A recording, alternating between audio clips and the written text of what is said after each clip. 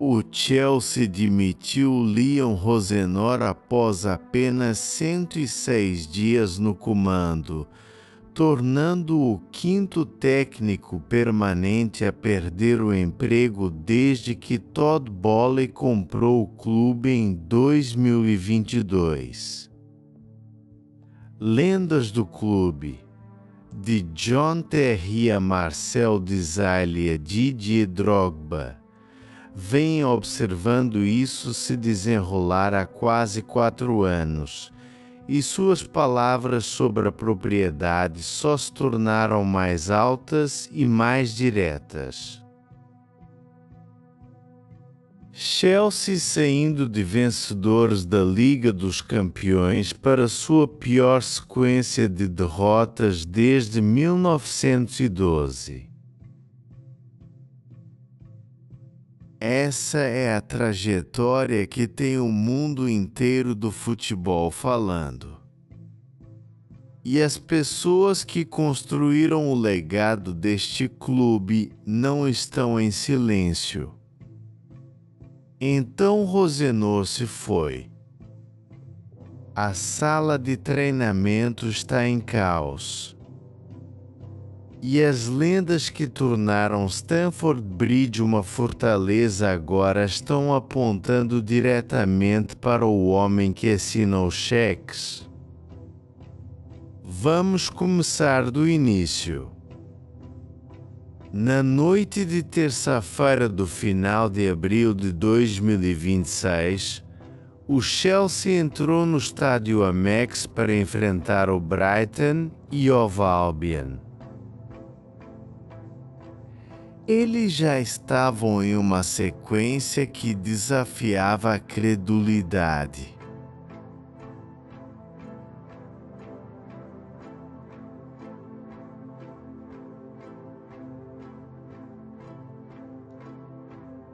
Quatro derrotas consecutivas na Premier League sem marcar um único gol. A última vez que o Chelsea havia experimentado esse tipo de seca foi lá em 1998. Leon Rosenor, que havia sido contratado apenas em janeiro, estava sob enorme pressão de todas as direções. Os torcedores, a mídia e, nos bastidores, até seus próprios jogadores. A atmosfera do dia do jogo no campo do Brighton tinha uma qualidade estranha. Os torcedores do Chelsea já haviam organizado um protesto contra a propriedade do Blue Co antes da derrota em casa para o Manchester United no fim de semana anterior. Esse protesto foi organizado por um grupo de torcedores chamado Notar Project CFC, e a mensagem havia sido ouvida por todos, exceto, ao que parecia, as pessoas na sala de diretoria. Os torcedores não estavam meramente frustrados com uma sequência de maus resultados. Estavam exaustos após quase 4 anos de promessas quebradas, instabilidade técnica e gastos imprudentes que produziram um timing capaz de conectar passes, muito menos vencer partidas de futebol. Rosenor, é justo dizer, havia tentado manter a coragem antes do confronto com o Brighton. Ele havia falado sobre as figuras lendárias do Chelsea como seu ponto de referência.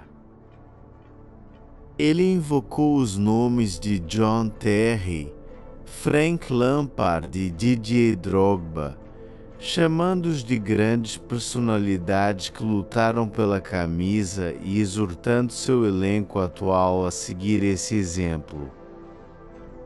Mas o que aconteceu naquela noite no Amex foi o oposto polar de tudo aquilo que esses nomes representavam. O Brighton despedaçou o Chelsea. Ferdinand Diogo colocou o Brighton à frente no terceiro minuto após o Chelsea falhar em afastar um escanteio de Pascal Gross. O gol foi uma destilação de tudo que havia dado errado sob Rosenor.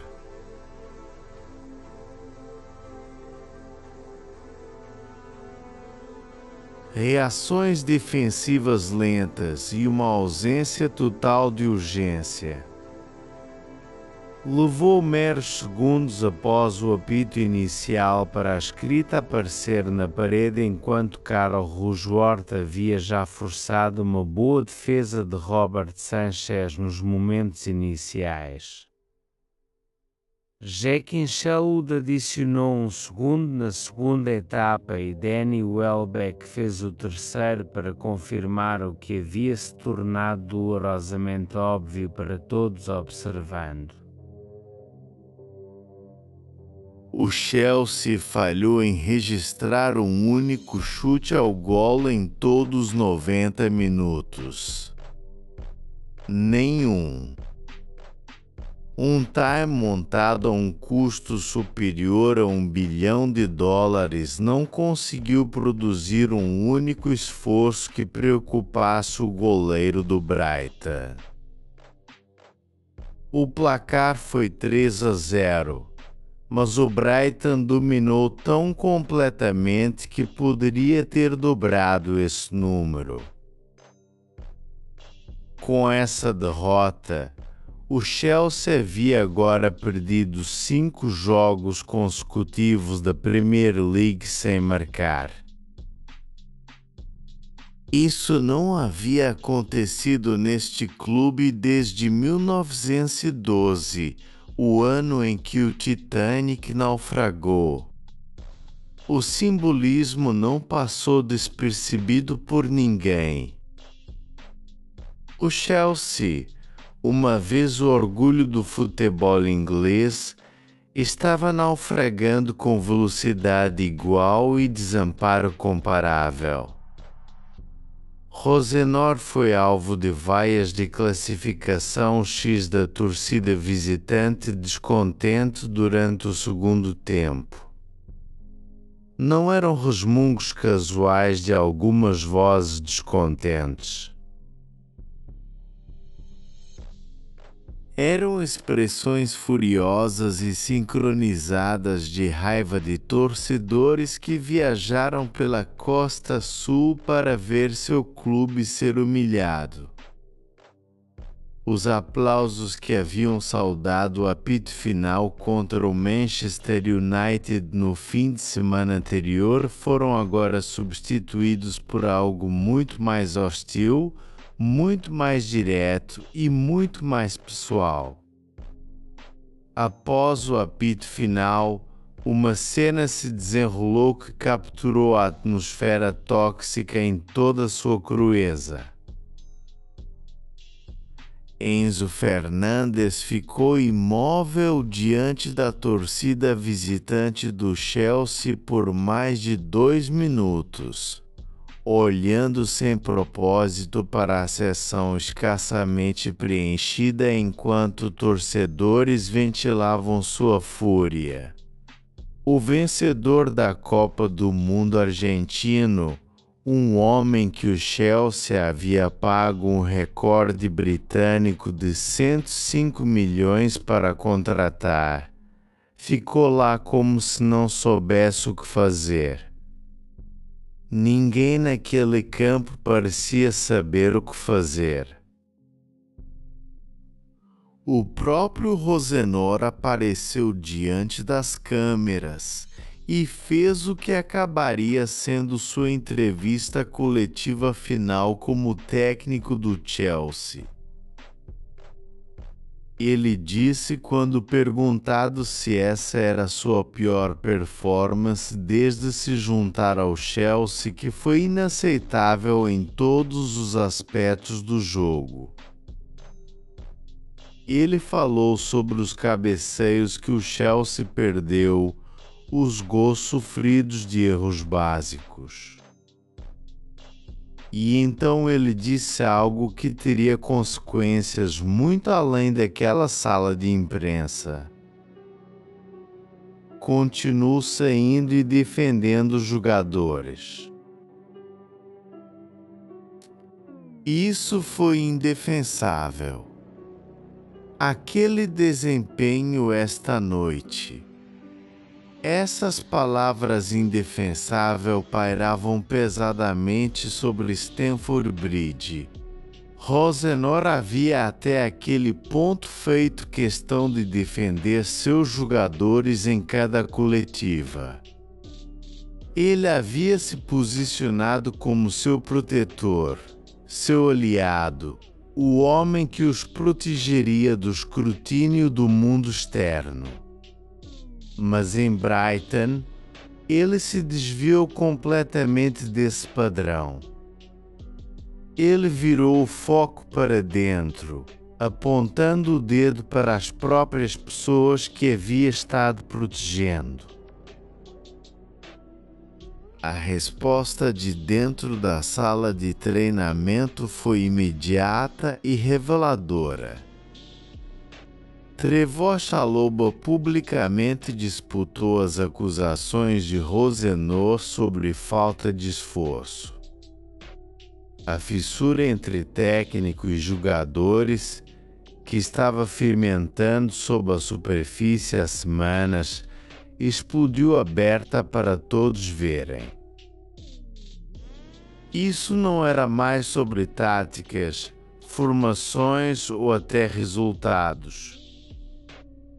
Era sobre o colapso total de confiança entre o homem no banco e os homens no campo. Na manhã seguinte, as rodas do inevitável começaram a girar.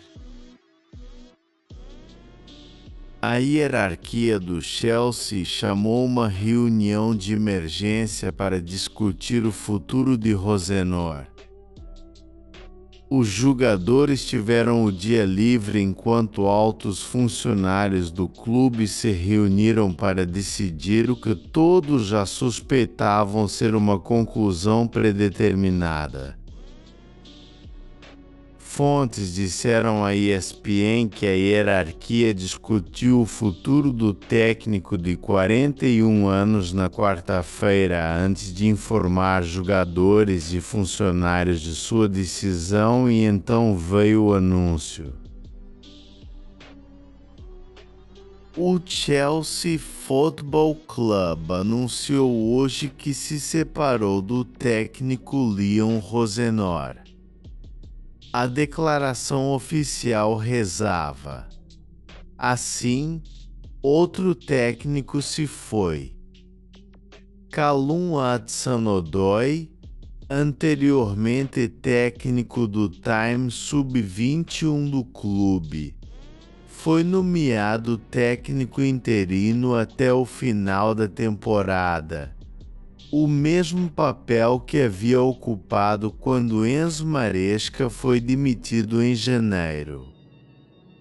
A declaração do clube diz que a decisão não havia sido tomada levianamente, mas que resultados e desempenhos recentes ficaram abaixo dos padrões necessários. Em linguagem corporativa, isso se traduzia em: estamos demitindo um homem que contratamos há menos de 4 meses porque a situação se tornou insustentável. A declaração também disse que o clube se submeteria a um processo de autorreflexão para fazer o compromisso certo ao longo prazo. Autorreflexão. Essa frase se destacou porque a autorreflexão implicava que alguém em algum lugar no Chelsea estava disposto a olhar para dentro e admitir que os problemas em Stamford Bridge eram muito mais profundos do que qualquer técnico. E essa é precisamente a mensagem que as lendas deste clube estão gritando para o vazio há quase 4 anos. Rosenor se tornou o quinto técnico permanente a perder seu emprego desde que proprietários americanos, Clear Lake Capital e Todd Boehly, compraram o clube em 2022. 5 técnicos em menos de 4 anos. A lista parece um conto de advertência sobre o que acontece quando pessoas com mais dinheiro do que conhecimento de futebol tentam dirigir um dos maiores clubes do planeta. Thomas Tuchel demitido em setembro de 2022. Graham Potter dispensado em abril de 2023. Frank Lampard breve e desastroso mandato interino. Maurício Pochettino empurrado para fora. Enzo Maresca demitido no ano novo de 2026. E agora Rosenor demitido em abril de 2026. Cada partida contou uma versão da mesma história. E cada uma foi recebida com a mesma reação das pessoas que haviam construído a era dourada do Chelsea, mas dessa vez com a demissão de Rosenor. A reação daquelas lendas carregava algo diferente. Havia uma finitude em suas palavras, um esgotamento misturado com fúria fria que sugeria que haviam passado do ponto de discordância educada com a propriedade. Porque quando John Terry fala, quando Marcel Desailly fala, quando Didier Drogba fala, quando Frank Lampard fala, essas não são vozes aleatórias. São as vozes de homens que lutaram por cada centímetro de Stamford Bridge, que sangraram pela camisa, que transformaram um clube rico em uma dinastia. E quando esses homens coletivamente entregam uma mensagem a um proprietário, o mundo do futebol presta atenção. Mas para entender por que as lendas estão tão furiosas, você precisa entender a jornada que levou o Chelsea a este ponto mais baixo. Você precisa entender o escopo completo da destruição que Todd Boehly e seu consórcio Blue Co perpetraram neste clube de futebol. E essa história começa não com Rosenor ou até com Maresca, mas com uma decisão tomada em setembro de 2022 que iniciou toda a catástrofe, a decisão de demitir Thomas Tuchel. É aí que precisamos retomar o fio porque tudo que se seguiu, cada nomeação fracassada, cada bilhão desperdiçado, cada humilhação no campo rastreia sua linhagem diretamente para esse ato único e imprudente de vandalismo técnico. Todd Boehly chegou como o cavaleiro branco do Chelsea em maio de 2022. O bilionário americano, juntamente com o capital Clear Lake Bedad Eghbali, comprou o clube de Roman Abramovich na sequência de sanções impostas ao oligarca russo.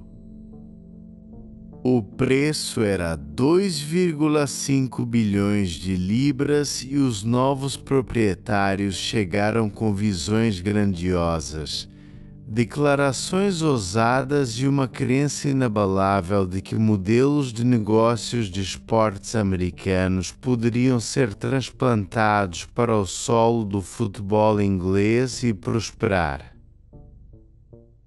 Os primeiros aparecimentos públicos de Bowley não inspiraram confiança no público inglês conhecedor de futebol. Sua sugestão de que a Premier League poderia aprender uma lição dos esportes americanos e seu argumento para um jogo All-Star do Norte versus Sul foram recebidos com ridículo generalizado. Essas eram as ideias de um homem que havia construído sua reputação na Major League Baseball com o Los Angeles Dodgers, um esporte onde as franquias operam sob limites salariais, compartilhamento de receita e drafts, um ecossistema fundamentalmente diferente do futebol europeu. Mas Bowley prosseguiu, convencido de que seu caminho era o caminho certo. O primeiro choque verdadeiro veio mal completados 4 meses no mandato de Bowley. Thomas Tuchel, o homem que havia vencido a Liga dos Campeões para o Chelsea em 2021, seu primeiro grande ato como técnico, e havia apenas completado uma campanha cheia na qual o Chelsea terminou em terceiro.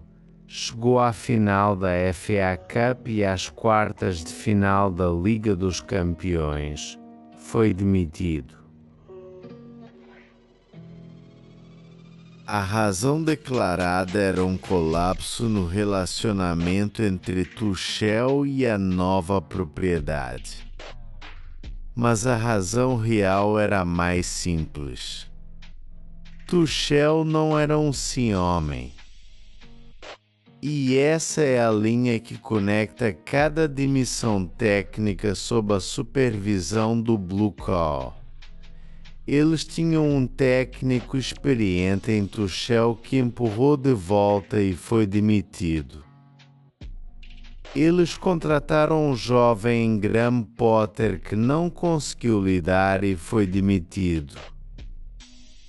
Eles contrataram um técnico experiente em Pochettino que empurrou de volta e foi demitido. O padrão era inconfundível. O ciclo deprimente e previsível. O que o Blue Co queria não era um técnico de futebol. O que eles queriam era um fantoche de futebol. O mandato de Potter durou 31 jogos, durante o qual o tamanho inchado do elenco, resultado direto dos gastos maníacos de Bowley, provou ser um desafio impossível de gerenciar.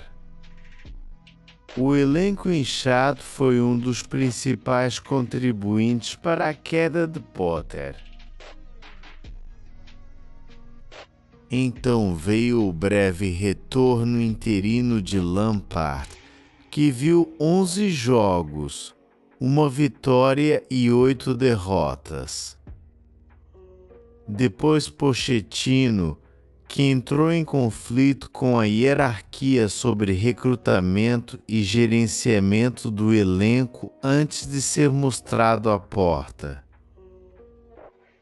Os gastos durante este período foram impressionantes. Aproximadamente 1,5 bilhão de libras foram investidos desde a aquisição de Bowley. No entanto, o clube desceu de terceiro sob Tuchel em 2021, 22 para sexto, ou pior em 2025, 26. A queda não foi gradual. Foi precipitada. Dinheiro estava sendo queimado à vista de todos. No entanto, as pessoas acendendo os fósforos insistiam que o plano estava funcionando.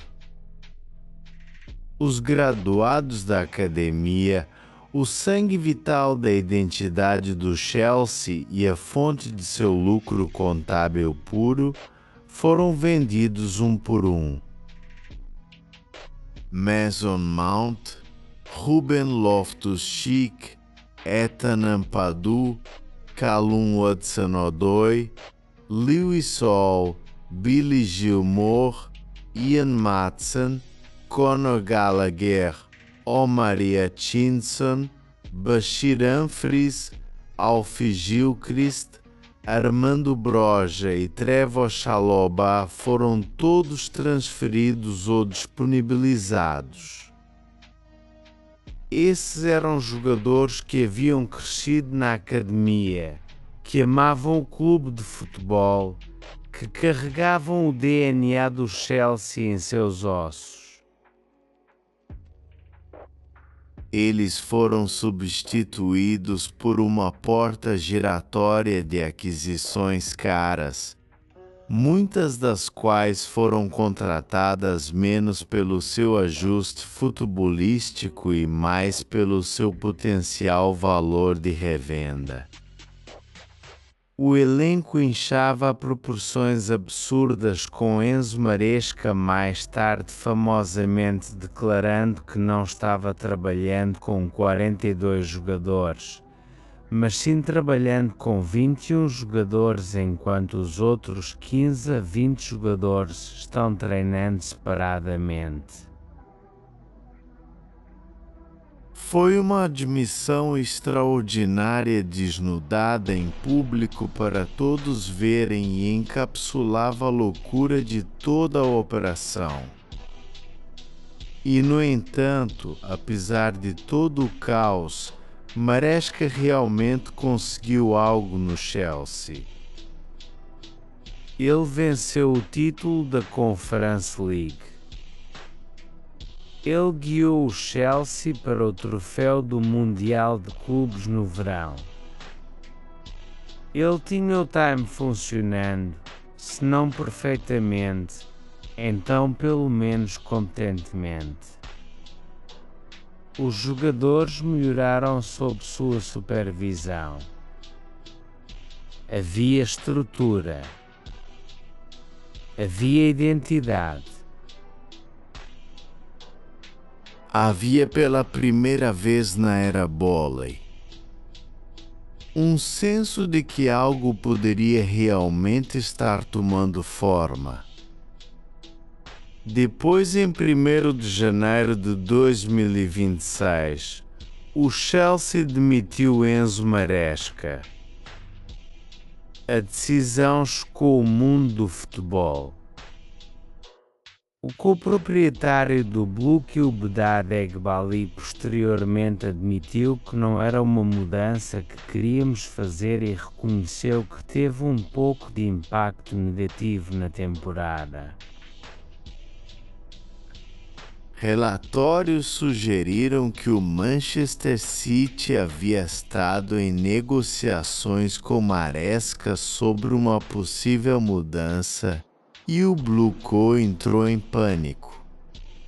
Em vez de reconhecer que o interesse de City confirmava que eles tinham um técnico de primeira classe em suas mãos, eles interpretaram como deslealdade e puxaram o gatilho. O timing foi no meio da temporada, com a Liga dos Campeões ainda viva, com o time no top 5 com jogadores que haviam acreditado no sistema de Maresca. Tudo foi jogado no fogo porque os proprietários não conseguiam tolerar um técnico que tinha a sua própria mente. Supostas negociações com o Manchester City deveriam ter confirmado que o Chelsea estava em um vencedor ao invés de agir como prova de falta de compromisso de Maresca com a causa. Havia muitos jogadores que ficaram muito tristes em ver Maresca partir. Essa não era uma sala de treinamento que queria mudança. Era uma sala de treinamento que pela primeira vez em anos havia encontrado estabilidade e direção. E de repente, foi arrancado deles. Para este barril de pólvora caminhou Leon Rosenor, um técnico de 41 anos que havia gerenciado Derby County, Walsall City e Strasbourg.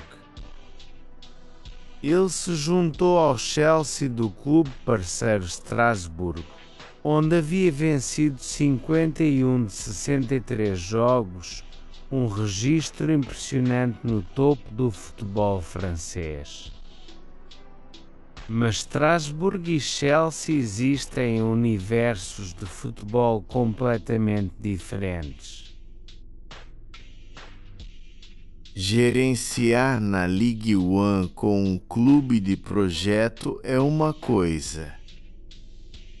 Assumir um elenco de $1 bilhão na liga mais competitiva do mundo no meio da temporada com uma sala de treinamento dividida.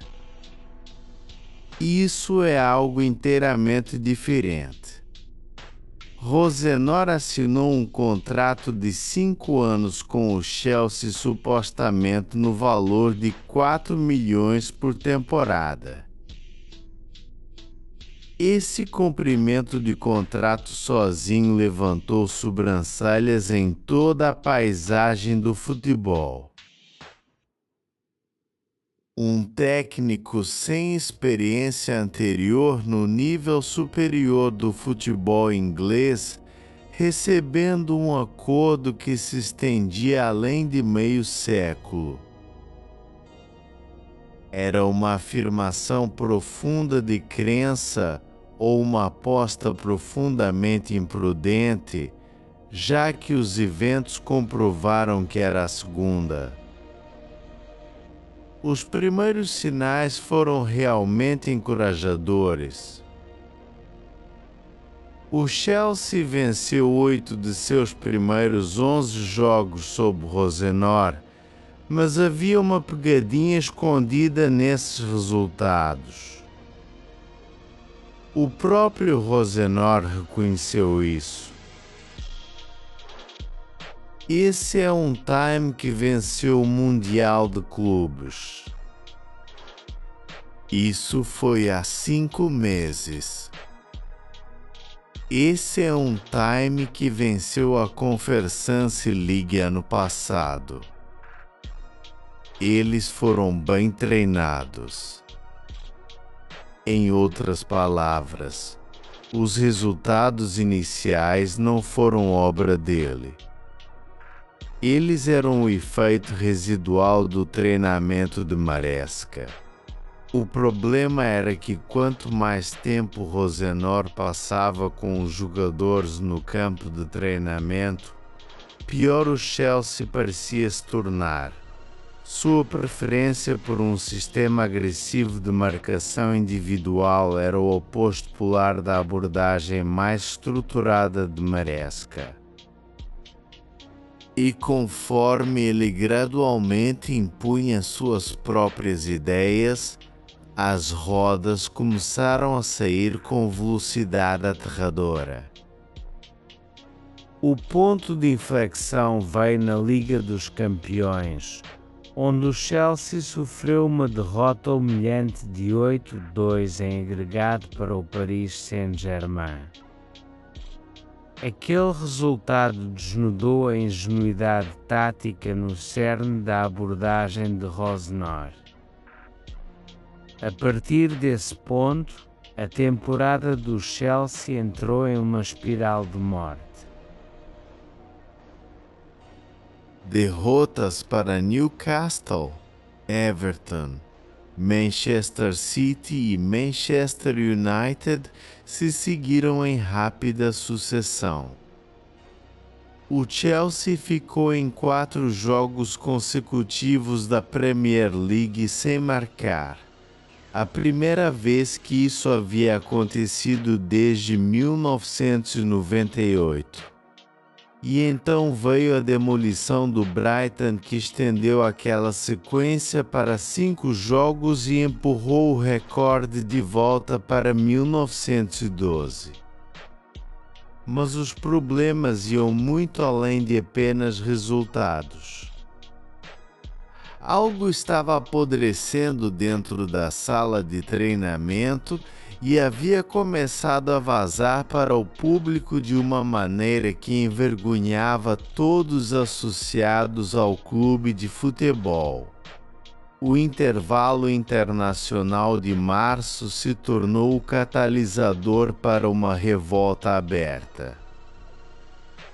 Enzo Fernandes usou o intervalo para fazer um apelo "venha me buscar" para o Real Madrid, dizendo que realmente gostava de Madrid porque me lembra muito de Buenos Aires. Ele também declarou publicamente que não entendia por que Enzo Maresca foi demitido. Um desafio direto à autoridade tanto da propriedade quanto do novo técnico. Marc Kurela seguiu o exemplo, questionando publicamente a decisão de demitir Maresca enquanto estava longe com a Espanha, e admitindo que uma oferta do Barcelona seria difícil de recusar.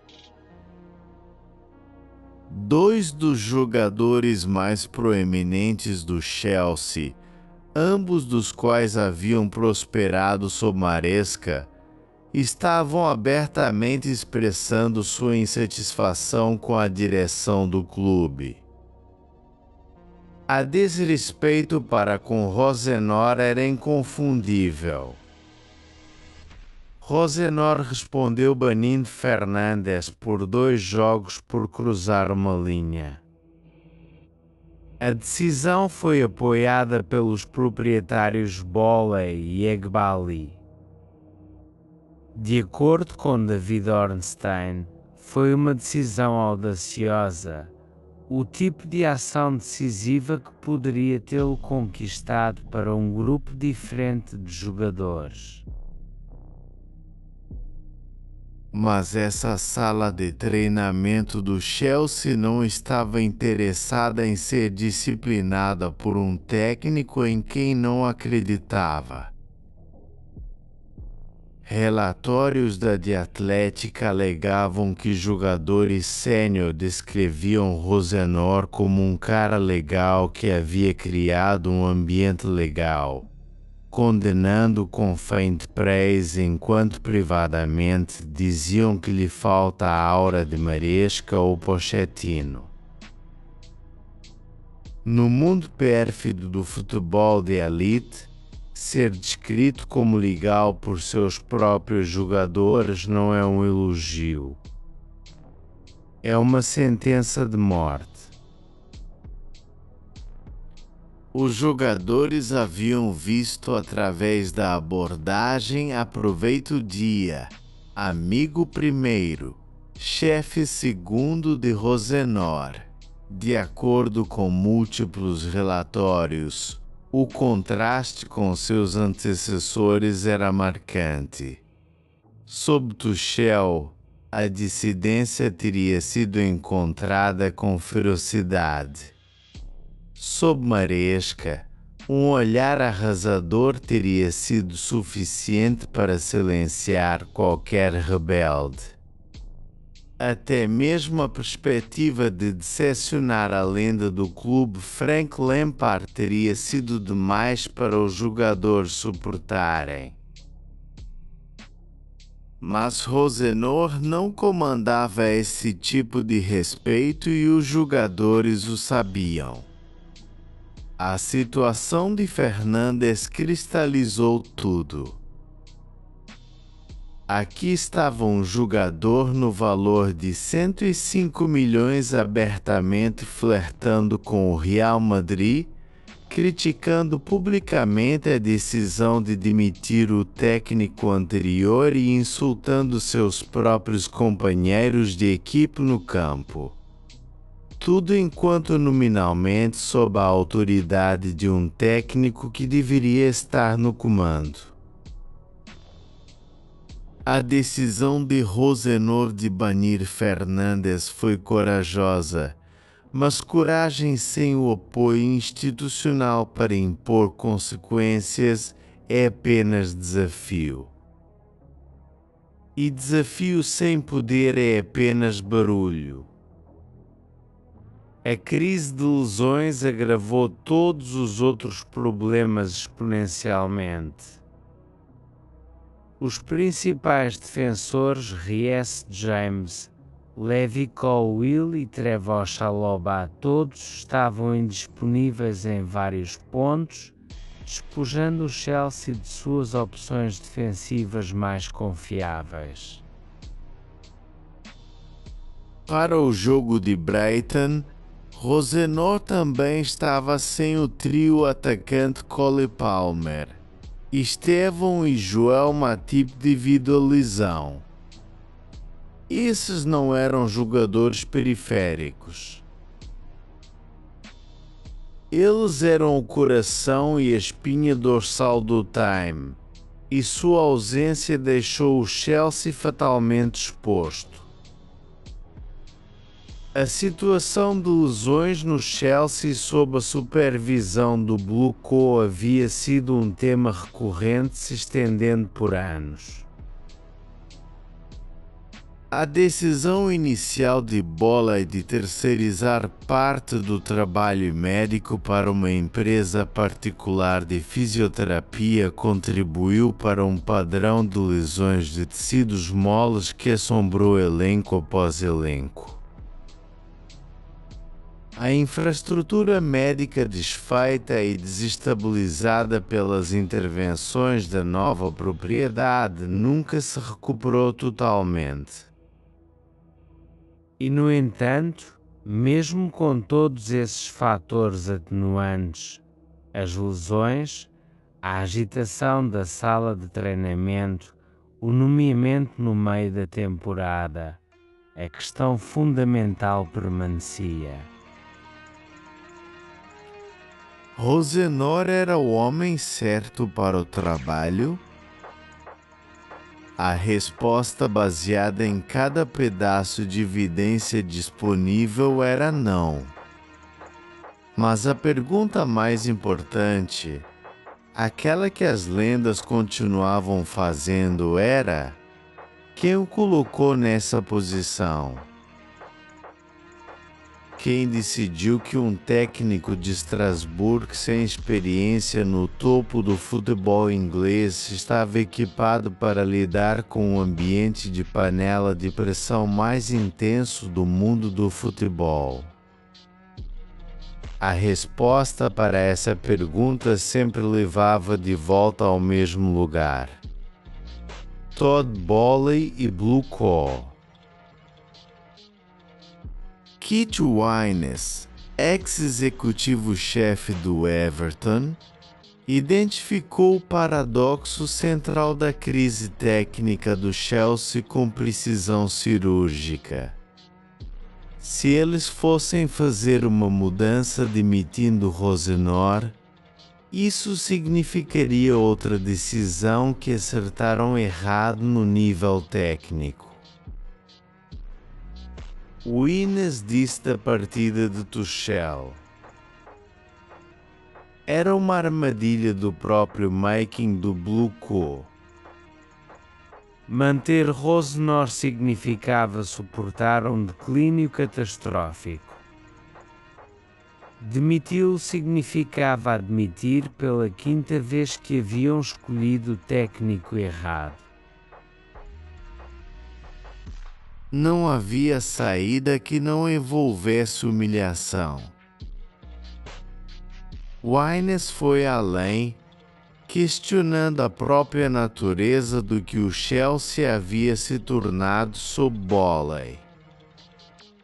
Ele repetiu uma frase que havia ficado com ele. O Chelsea é um experimento de futebol ou é um experimento de private equity? A pergunta era retórica. Todos que haviam observado o Chelsea nos últimos 4 anos já conheciam a resposta. O futebol era secundário. A marca, os dados, as sinergias de múltiplos clubes, os valores de revenda, essas eram as prioridades. E quando o futebol se torna secundário em um clube de futebol, o desastre não é uma possibilidade. É uma certeza. A carta aberta da Chelsea Supporters Trust afirmou que o Innes, as lendas e a comunidade mais ampla de futebol vinham dizendo por anos. Não havia um caminho claro a seguir, nenhuma coesão, nenhuma estabilidade e nenhuma indicação de que as pessoas no comando haviam aprendido algo de suas muitas falhas. As luzes vermelhas estavam piscando por toda parte e as pessoas nos controles eram incapazes ou relutantes em vê-las. A busca pelo substituto de Rosenor apenas acentuou o caos. Fontes disseram à ESPN que o clube não estava atualmente em discussões ativas com nenhum candidato permanente no momento de sua demissão. Eles haviam demitido seu técnico antes da semifinal da FA Cup contra o Leeds United, sem ter um substituto à espera. Era uma decisão reativa e em pânico disfarçada de ação decisiva. Nomes flutuando como possíveis sucessores incluíram Andoni Iraola, que estava prestes a deixar Bournemouth como agente livre no verão, bem como ex-jogadores do Chelsea Cesc Fabregas e Filipe Luís ao lado da possibilidade do chefe da Alemanha Julian Nagelsmann.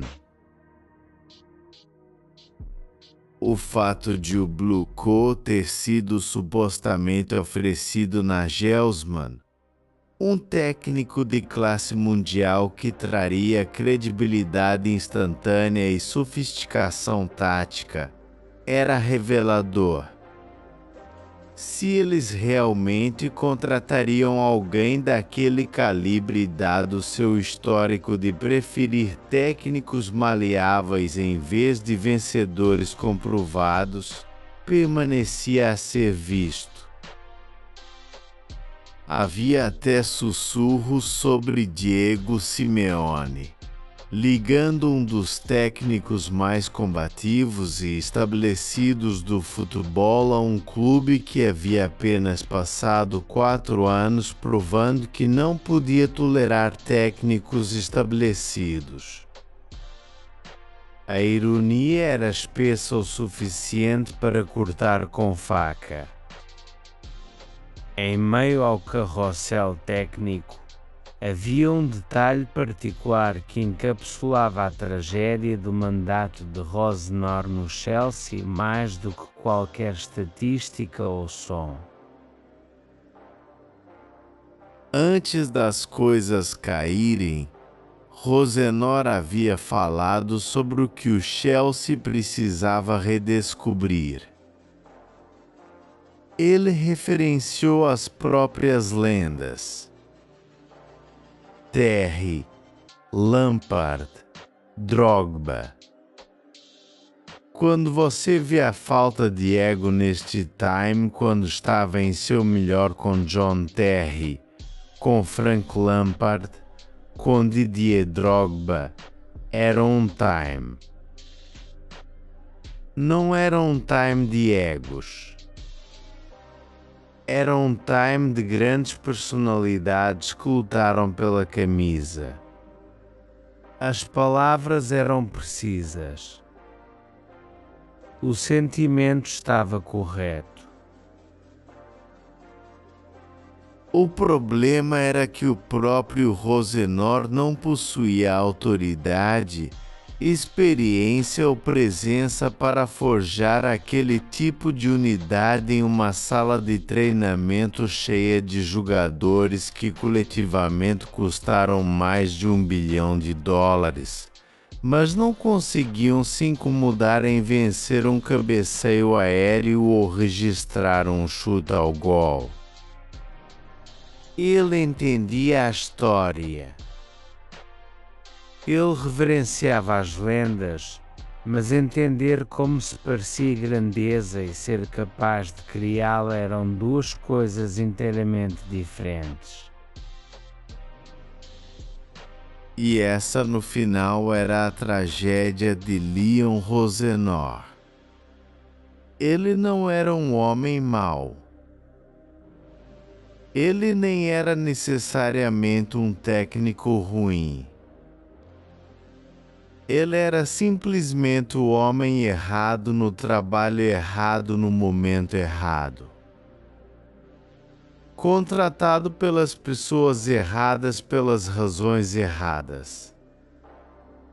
E as pessoas que ele mais admirava, as lendas que ele mencionou em suas coletivas agora estavam entregando o verdito mais duro sobre a propriedade que o havia colocado naquela posição impossível. Rosenor foi descrito por fontes do Blue Co como tendo se comportado de forma admirável durante seu mandato. Esse era o epitáfio que a propriedade queria escrever. Digno, respeitoso e completamente sem sentido, porque se comportar de forma admirável enquanto o navio afunda não é uma virtude. É uma descrição de alguém que nunca foi dado as ferramentas para pilotar o navio em primeiro lugar. Um jornalista resumiu a situação com clareza. Leon Rosenor provavelmente pagará o preço por essa sequência de exibições e resultados vergonhosos. Ele está acima de sua profundidade, mas ele é o sintoma da doença no Chelsea, não a causa. O sintoma, não a causa. Essa distinção era tudo. Porque se você apenas tratar os sintomas enquanto ignora a doença, o paciente continuará se deteriorando. E é precisamente o que havia acontecido no Chelsea desde maio de 2022. 5 técnicos demitidos, bilhões gastos, talento da academia drenado, recordes quebrados por todas as razões erradas.